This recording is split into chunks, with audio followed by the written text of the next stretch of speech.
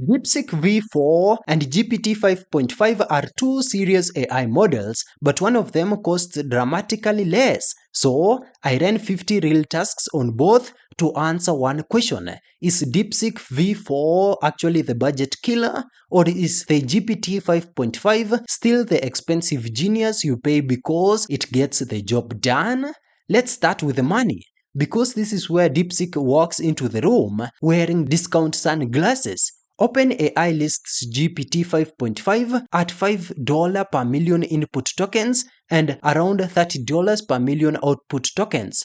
DeepSeek lists V4 Pro at around $0.435 input and $0.87 output, while V4 Flash is even cheaper, that is around $0.14 input and around $0.28 output.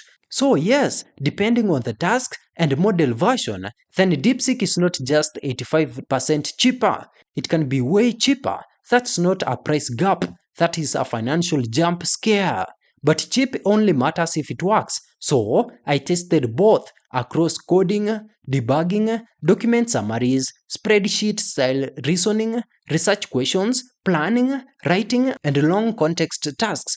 DeepSeek V4 impressed me most on cost-heavy jobs, long documents, big context, simple coding, fast drafts, summaries, and repeatable API tasks. It has a million token context window, supports tool calls, JSON output, and comes in V4 Pro and V4 Flash versions. For developers, startups, and automation workflows, that matters. If your app burns millions of tokens per day, then GPT 5.5 pricing can start looking like rent in a city you cannot pronounce.